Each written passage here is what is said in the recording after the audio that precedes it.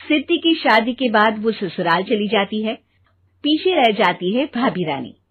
सिद्धि के ससुराल जाते ही भाभी कहती है, अरे वाह जी वाह, सारे कपड़े मेरे। हाय रे पैंट, अरे वाह वाह, मजा आ जाएगा। अरे ये सिद्धि की अलमारी के सामने खड़े होकर क्या बड़बड़ा रही है? जाकर देख मेहमानों को विदाई की मिठाई मिली कि नहीं। अब हाँ माँ जी, क्यों नहीं, लेकिन पहले कपड़े तो बदल लूं।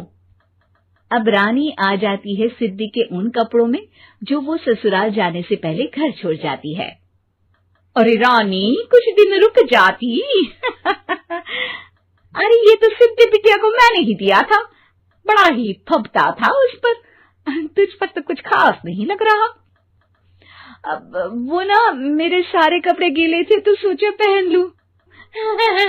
वैसे भी सिद्धि को कौन सा दिन पुराने आउटडेटेड कपड़ों को पहनना है। वैसे भी ये सूट तो मैंने तभी पहना था, वैसे खास है भी नहीं ये। हाँ ठीक है, लेकिन ना मेरी सिद्धि पर तो जमता था। सारे मेहमान चले जाते हैं और सिद्धि ससुराल से मायके पहली बार आती है। अपना घर, अपना कमरा, अपनी अलमारी। ये बोलकर जैसे ही सिद्धि अलमारी खोलती है तो सामने उसके कपड़ों की जगह कुछ और ही रखा होता है।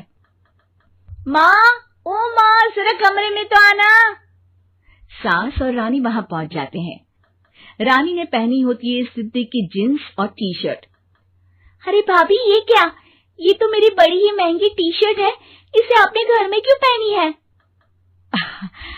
अरे बहुत मिलती है दीदी ये चौक की मार्केट में, 150 में।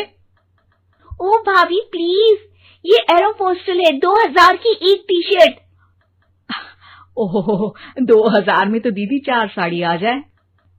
अब क्या बोलूं? भाभी, ये मेरी अलमारी में छोटू के कपड़े, तो मेरे कपड़े कहाँ है? मेरी अलमारी में? अब दीदी आपको कौन से पुराने कपड़े पहनने थे? माना भाभी, लेकिन मैं जब घर आती तो यही सब पहनती ना। अरे तुम तो बड़ी कंजूस हो दीदी। खैर, वक्त आता है जब सिद्धि ससुराल के लिए रवाना हो रही होती है। अरे रानी, अंदर से सिद्धि का गिफ्ट ले आ, लड़की पहली बार ससुराल से मायके आई है। रानी अंदर जाती है और एक सिंपल सी साड़ी लेकर बाहर आ जाती है। ये लीजिए माँ जी। सास बेटी को गिफ्ट देकर ससुराल भेजती है। अगले दिन रानी एक सुंदर सी साड़ी पहनकर सामने आती है। अरे रानी, ये तो वो साड़ी है जो मैंने सिद्धि को देने के लिए दी थी जब वो ससुराल ले जाती, लेकिन ये तूने कैसे पहन ली? अरे माँ जी, ये साड़ी तो मुझे बहुत पहले से ही पसंद थी, लेकिन चिंता ना करिए, मैंने सिद्धि के लिए भी अच्छी सी साड़ी दी है। हाँ। तभी सिद्धि का फोन आता है। क्या माँ, कुछ अच्छा तो दिया होता ससुराल ले जाने के लिए। अरे पहले दिखा दिया होता। यूं चमकते हुए पैकेट में नौकरानी वाली साड़ी मत दिया करो माँ। अरे बेटे, वो तेरी भाभी ने ना गलती से उससे पैकेट बदल गया। हाँ, मैं कल ही तेरे भाई के हाथ से तेरा वाला पैकेट भेज दूंगी। अरे रहने दो माँ, आई एम श्योर भाभी ने अभी वही साड़ी पहनी होगी जो तुमने मेरे लिए रखी थी। तुम तो समझ नहीं पाई उनको। खैर छोड़ो, मैं ज्यादा बोलती अच्छी नहीं लगती, रहने दो, आपको उन्हीं के साथ रहना है, फिर बात करेंगे। सास को रानी पर गुस्सा आ जाता है। वो उसके कमरे में जाती है जहाँ वो शादी का एल्बम देख रही होती है। रानी, मार्केट जाकर एक ऐसी ही साड़ी लेकर आ, कल प्रतीक जाकर सिद्धि के घर दे आएगा। अरे क्यों माँ जी, कितनी साड़ी देनी है दीदी को? यहाँ कोई सेल लगी है क्या? अरे चुप कर, मेरे बेटी के हिस्से की साड़ी खुद पहन ली, अब ज्यादा ज्ञान बांट रही है। एक दिन सिद्धि का फोन आता है।